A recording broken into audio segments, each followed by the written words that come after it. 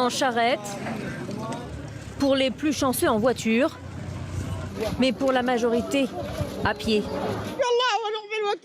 Ces Gazaouis prennent une nouvelle fois la route, sommés de quitter les lieux par l'armée israélienne. Direction l'inconnu. C'est la 10e fois que nous sommes évacués.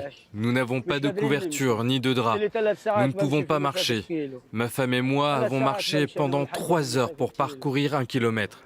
Vous allez où là? Je vais chercher un abri. Je cherche un abri toutes les heures maintenant, non plus tous les jours. Jusqu'à quand cette situation va-t-elle durer?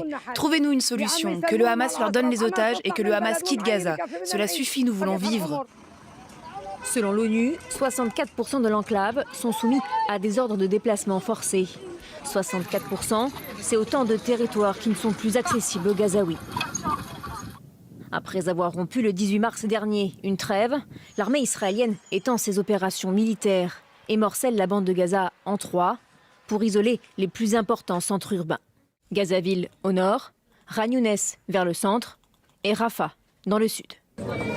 Parmi les cibles, une école qui abritait des déplacés dans le nord-est de la ville de Gaza. Une trentaine de personnes sont mortes.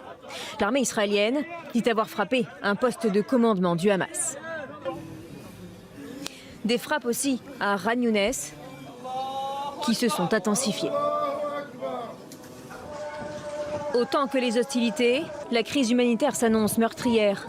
Israël bloque l'entrée de l'aide à Gaza depuis plus d'1 mois, dans un territoire qui en dépend totalement.